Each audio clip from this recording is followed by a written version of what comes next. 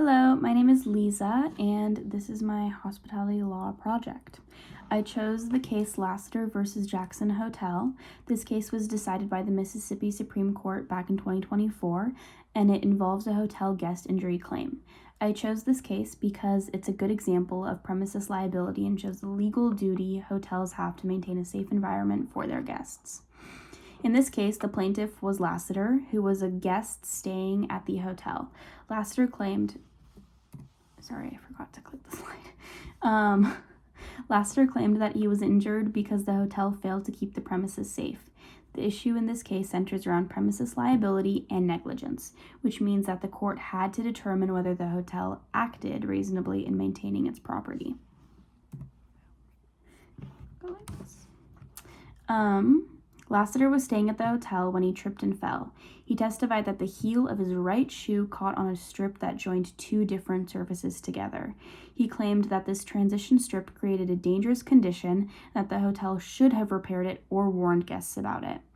The hotel argued that it acted reasonably and that the condition was not unreasonably dangerous.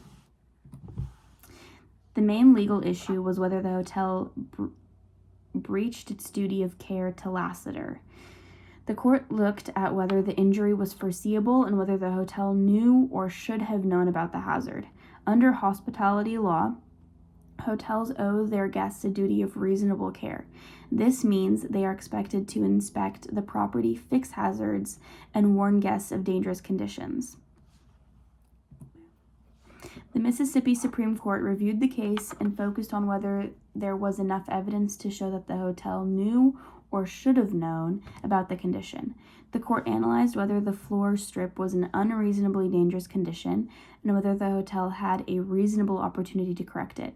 The case reinforced the legal standards used in premises liability claims against hotels. I'm going to move this. Oops. Perfect.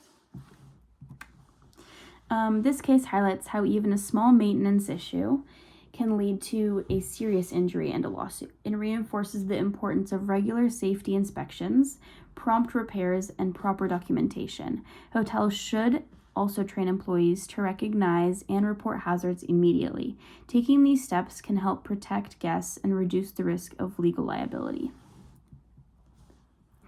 The main lesson from this case is that preventing problems before they happen is extremely important. Hotels need to stay on